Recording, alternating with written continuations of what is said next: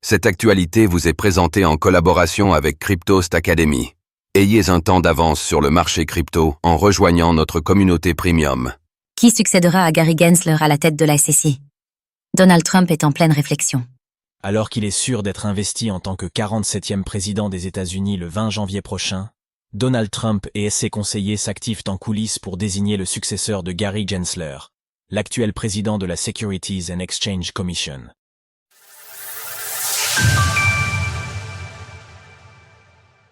Une avocate spécialisée dans la blockchain comme future présidente de la SEC? Forcer le renvoi de Gary Gensler de son poste de président de la Securities and Exchange Commission, SEC, était l'une des promesses de campagne de Donald Trump. Fraîchement victorieux des élections présidentielles américaines, le futur président des États-Unis s'active pour identifier celui ou celle qui pourrait prendre la tête du gendarme financier américain.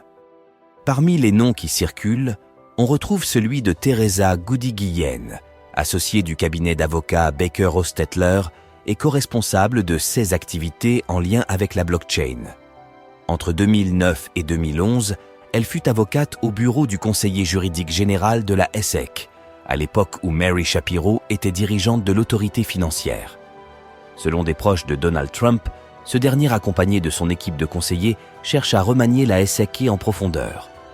Celui qui sera investi en tant que 47e président des États-Unis est à la recherche d'une personne d'expérience, n'étant pas bureaucrate et ayant une position favorable vis-à-vis de la blockchain et crypto-monnaie pour prendre la tête de la SEC.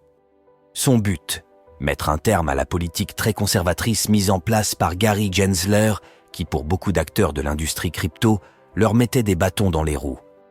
En attendant l'élaboration d'une réglementation claire sur les crypto-monnaies, Donald Trump aimerait que le nouveau président de la SEC fasse preuve de retenue lorsqu'il s'agira d'appliquer le cadre législatif en vigueur sur les securities qui régit actuellement sur les crypto-monnaies.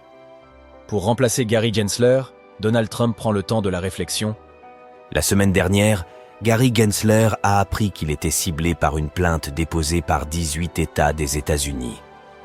Ces derniers l'accusent d'avoir outrepassé ses prérogatives, sans même que le Congrès ne lui ait donné d'autorité sur les cryptoactifs.